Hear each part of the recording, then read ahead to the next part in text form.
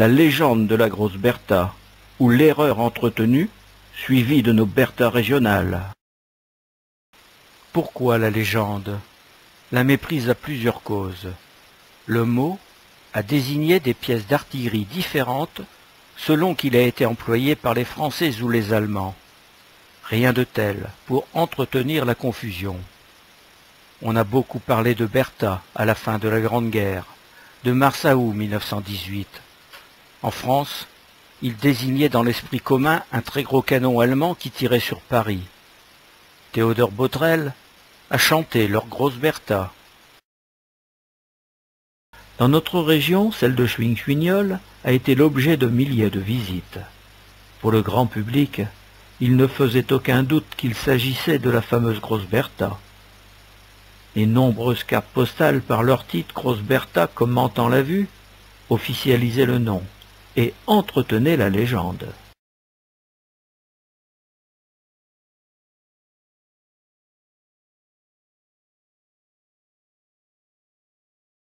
Coup de tonnerre dans Paris, le 23 mars 1918.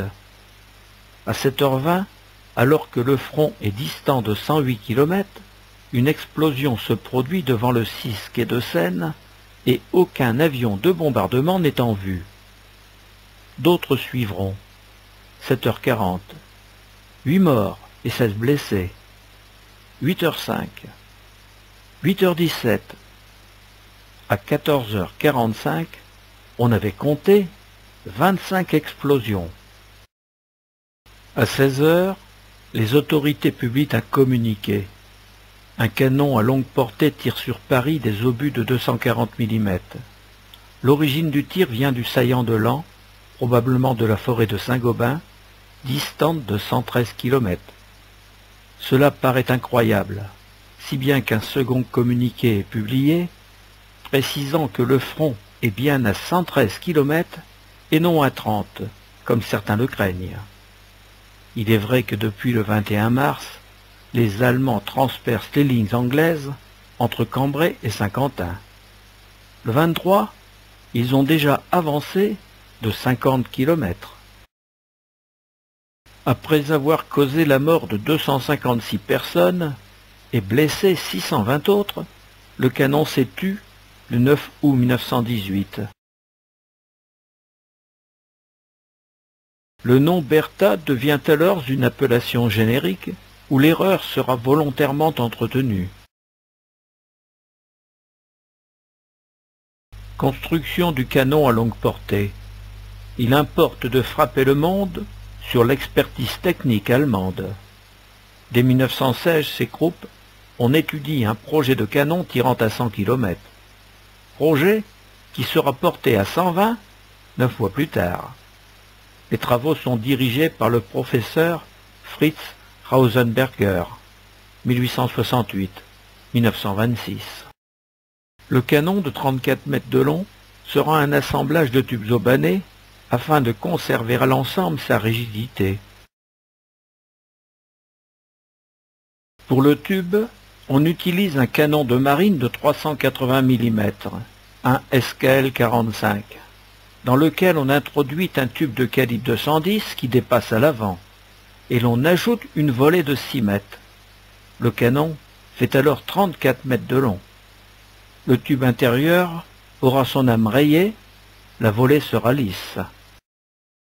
Un système de haubans assure au tube sa rigidité.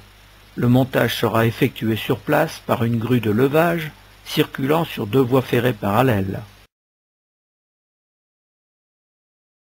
Il sera nommé par les Allemands Pariser Kanonen ou Paris-Geschütz, canon parisien, ou bouche à feu de Paris. Pour le commun des Allemands, ce sera Die Pariserin, la parisienne. Le tube en lui-même est nommé Wilhelmsrohr, tube de Guillaume, en référence au Kaiser, l'empereur Guillaume II. Le personnel des usines Krupp lui donnera le surnom de Langer Friedrich, Frédéric le Long ou le Grand, surnom donné en référence au fondateur du groupe, Friedrich Krupp. Sept tubes prélevés sur la dotation du croiseur Ersat Freya, non terminé à la fin de la guerre, sont construits dans les usines Krupp d'Essen et les usines Skoda de Pilsen. La censure imposée par les militaires sera levée progressivement en 1919, et le premier ouvrage sérieux sur le canon qui bombarda Paris ne sera publié qu'en 1930. The Paris Gun. Il sera signé Henry Miller. Les informations obtenues clandestinement par le colonel américain Henry Miller provenaient de membres du personnel technique engagé dans le programme expérimental de mise au point de nouvelles munitions pour la Krupp, dans son centre de Meppen. Cette illustration de l'ouvrage d'Henry Miller, The Paris Gun, représente le canon en cours de montage, avec son pont roulant. L'obus de la grosse Bertha et sa charge de tir. Charge propulsive de poudre. A. La partie inférieure est une cartouche de laiton ou douille qui contient 70 kg de poudre.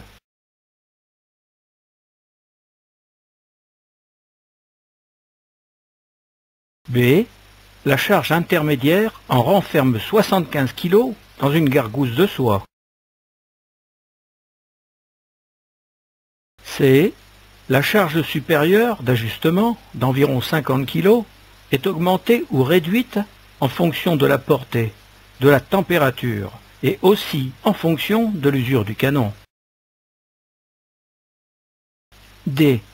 Des obus de 210, de 115 à 125 kg, de diamètre croissant, numérotés de 1 à 65, sont tirés dans l'ordre de numérotation. L'usure du canon est rapide. La chambre d'explosion passe de 21 cm à 24 cm en 65 coups. Après 65 tirs, le tube doit être changé. L'ancien retourne en Allemagne pour être rechemisé. 1. Les deux niveaux de rainure usinés dans l'acier de l'obus assurent le mouvement de rotation dans la partie rayée du canon.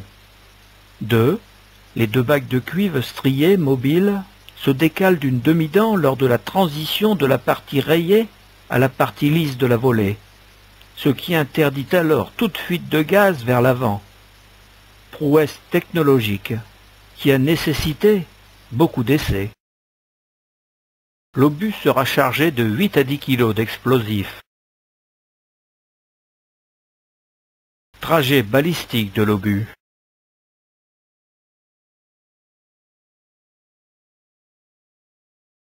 « 108 km est la distance de la cible, droite imaginaire, mais comme la Terre est ronde, la distance sur le terrain, arc de cercle, sera de 108,8 km.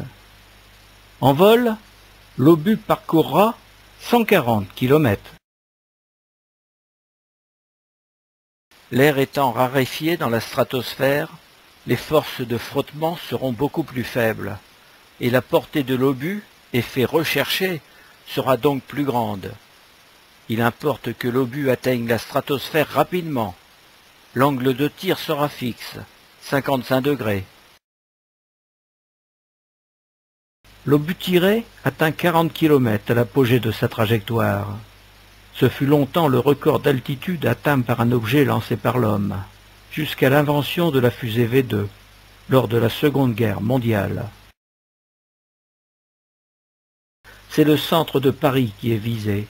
Les artilleurs calculeront la trajectoire idéale pour atteindre l'île de la Cité. L'obus effectue sa trajectoire en 3 minutes, dans le sens nord-sud-ouest, et pendant ce temps la Terre tourne, d'ouest en est, 40 074 km par 24 heures à l'équateur, soit 1667 km/h ou Mach 1,34. Vu du ciel, le canon et la cible situés à des latitudes proches mais distinctes se déplacent donc à des vitesses différentes.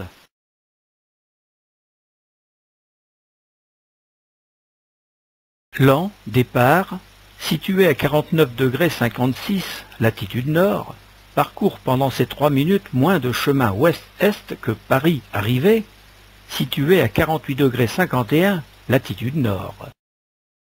L'énergie cinétique ouest-est de l'obus, rotation de la Terre, est acquise au point de départ. L'obus tiré à l'an, direction nord-sud-ouest, visant Paris, tombera à l'ouest du point prévu. Les calculs de tir sont complexes. Il faut viser à gauche de la cible pour l'atteindre.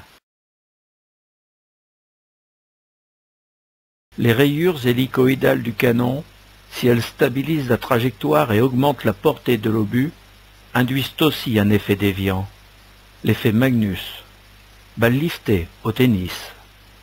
Enfin, l'effet Coriolis, rotation inversée entre les deux hémisphères, aussi déviant, s'applique sur des tirs à très longue distance. Tous ces phénomènes de balistique peuvent engendrer de 3 à 5 km de déviation latérale, sans tenir compte de celui produit par le vent.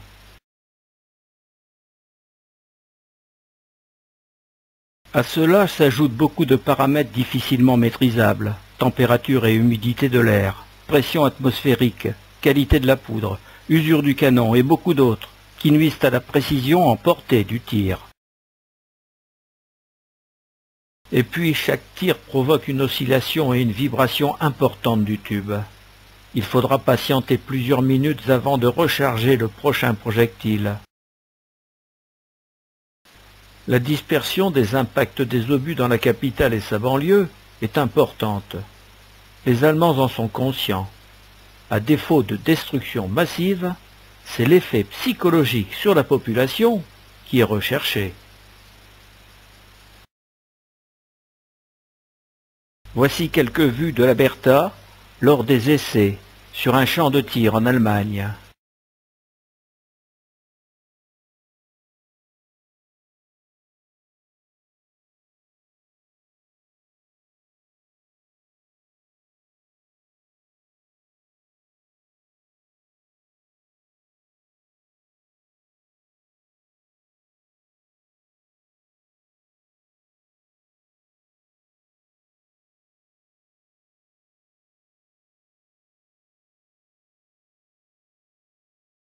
C'est dans la forêt de Crépy-en-Lannoy, Mont-de-Joie, 120 km de Paris, proche voie ferrée de Laon à La Fère, que seront installées dans un cercle de 2 km les 3 premières pièces.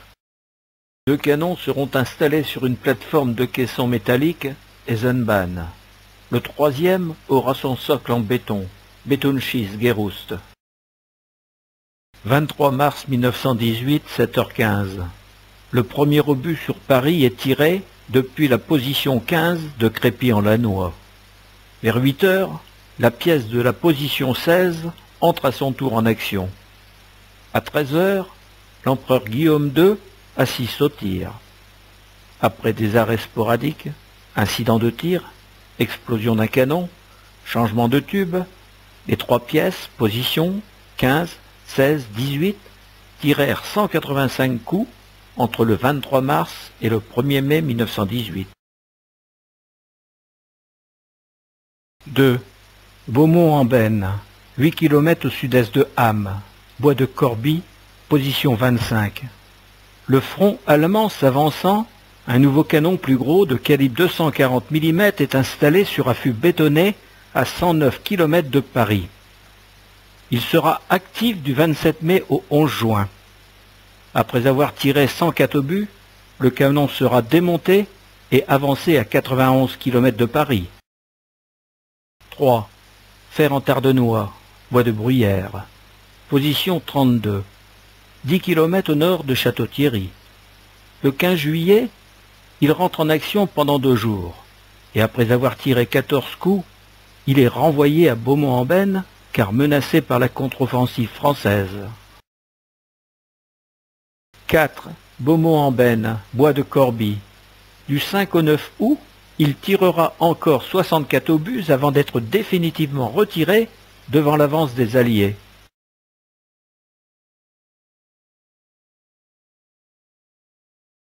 « 183 points de chute de projectiles sont recensés à l'intérieur de l'enceinte des fortifications de la capitale au cours des 44 jours de bombardement. Les dégâts matériels sur Paris sont limités, sauf à l'église Saint-Gervais, où le 29 mars, un obus crève la toiture, la voûte et détruit un pilier, pendant l'office du Vendredi Saint, causant la mort de 91 personnes, dont 52 femmes, tout en blessant 68 autres. Le bilan humain n'est pas négligeable. Les 367 obus qui ont atteint la capitale et sa banlieue ont tué 256 personnes et blessé 620 autres. L'effet psychologique recherché par les Allemands est faible. La population reste sereine et fustige la grosse Bertha. Le retentissement international de l'impressionnant carnage de l'église Saint-Gervais est même néfaste pour l'image de l'Allemagne.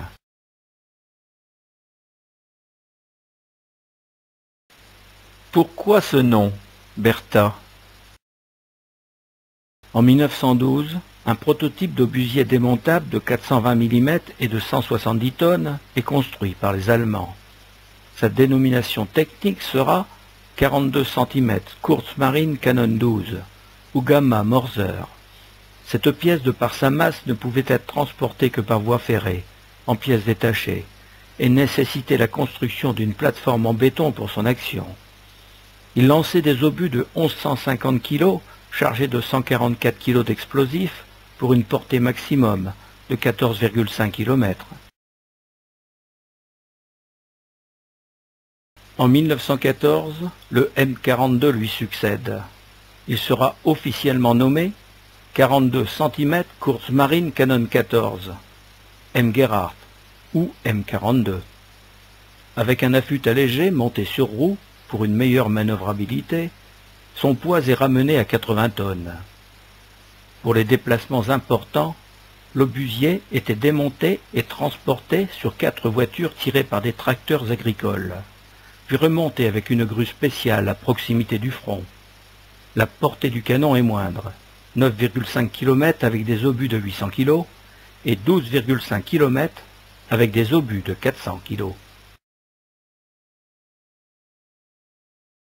Conformément à la tradition Krupp de nommer les canons lourds avec le prénom des membres de la famille dirigeante, le M42 sera baptisé Dicke Bertha, Grosse Bertha. Bertha en l'honneur de la fille héritière du fondateur du groupe, Friedrich Alfred Krupp, et grosse car l'obusier était de grosses dimensions.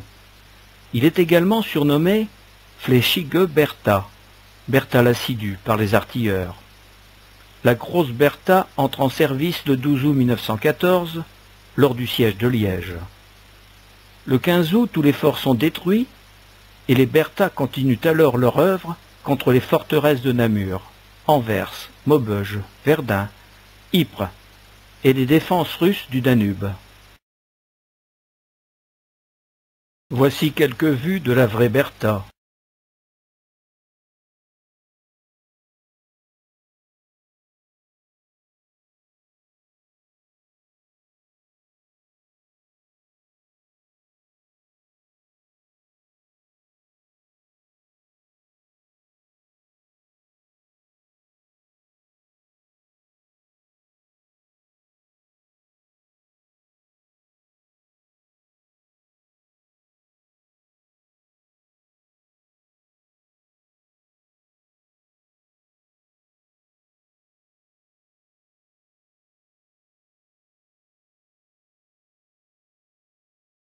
C'est de cet obusier géant allemand qui a transpercé la carapace des forts de Liège au début de la guerre que naîtra la légende de la grosse Bertha. Dorénavant, tous gros canons allemands s'appelleront Bertha. Parlons de nos Bertha régionales. La Bertha de Schwing-Schwignol est immortalisée par de nombreuses cartes postales. Une autre Bertha, celle d'Arbonnières, est beaucoup moins connue. Et pourtant, ce n'est pas tout. Voici le gros canon de Schwing-Schwignol tel qu'on le visitait entre les deux guerres.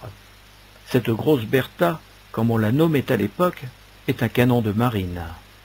Sa désignation allemande est Langer Max, Max le Long, ou SKL 45C 1913. Sa position géographique, Stellung 24. Ce canon est l'un des exemplaires destinés aux futurs cuirassés Saxon et Württemberg. Mais comme ces navires ne verront jamais le jour, les fûts seront recyclés en batterie terrestre. Installé sur une plateforme métallique démontable, lors de l'ultime offensive des Allemands de printemps 1918, il était destiné à bombarder Amiens. Quelques caractéristiques. Calibre 380 mm. Longueur du tube 17,1 m. Portée de 37 à 50 km. Poids total 750 tonnes. Hauteur de l'obus de 1,33 m à 1,56 m. Poids de l'obus de 400 à 750 kg. Après avoir tiré 300 obus entre début juin et début août 1918, le tube usé est remplacé. Un autre tube opérationnel, le 7 août 1918, sera sabordé par les Allemands le 9, après avoir lancé 35 obus supplémentaires sur Amiens. Dans leur progression vers la victoire, les Australiens le capturent le 23 août. Fiers de leur prise, les soldats posent sur la plateforme du canon.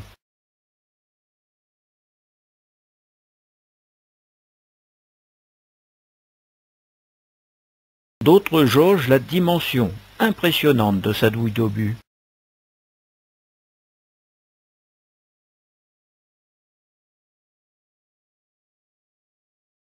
Entre les deux guerres, la Bertha de Schwing-Schwignol, propriété de l'Australie, sera un lieu hautement touristique. De nombreuses cartes postales seront imprimées pour immortaliser l'excursion.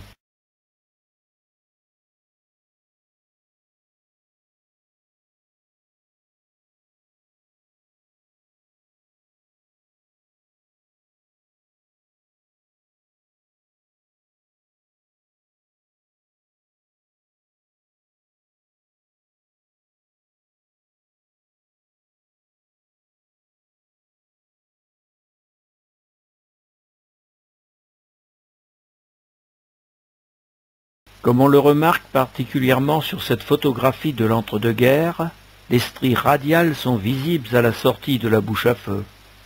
En effet, les Australiens prélèveront à l'oxycoupage l'extrémité du tube pour le remettre à l'Australian War Record Section, afin d'alimenter un futur musée. Lors de la Seconde Guerre mondiale, les Allemands procéderont à l'enlèvement de cette ferraille pour la recycler dans leur industrie de guerre.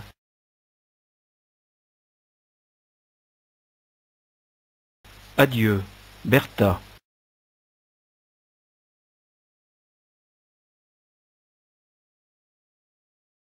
Auparavant, à moins de 10 km de Schwigne, le 8 août 1918, près d'Arbonnières, les Australiens capturent un train complet d'artillerie ferroviaire.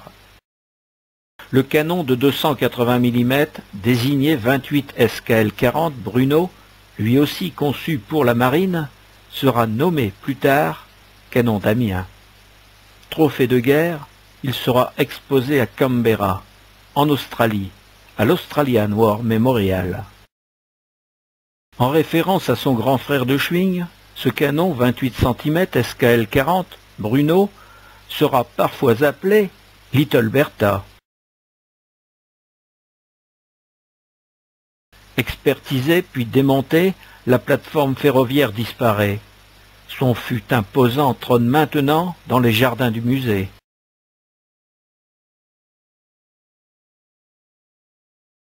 Lors de son transfert vers l'Australie, ce canon fera une halte à Paris, où une foule nombreuse se presse pour le contempler.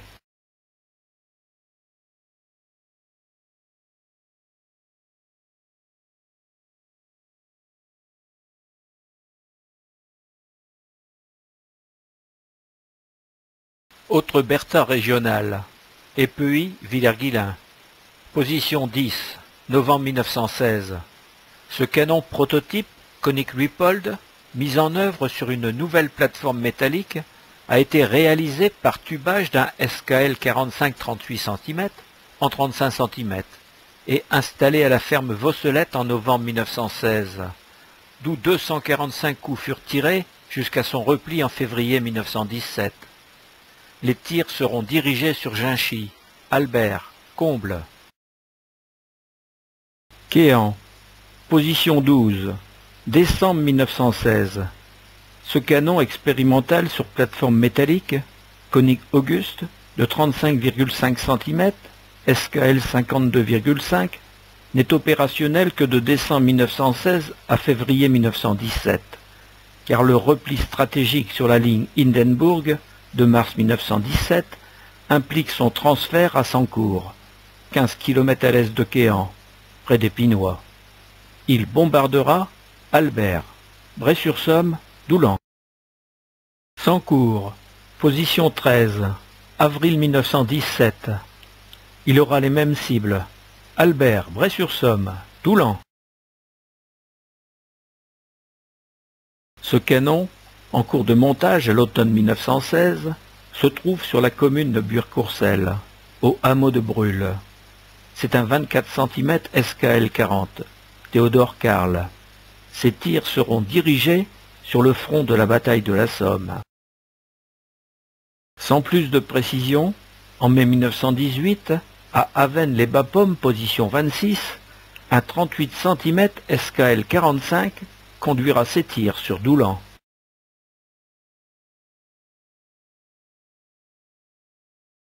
Le nom Grosse Bertha, ou l'erreur entretenue, peut perdurer.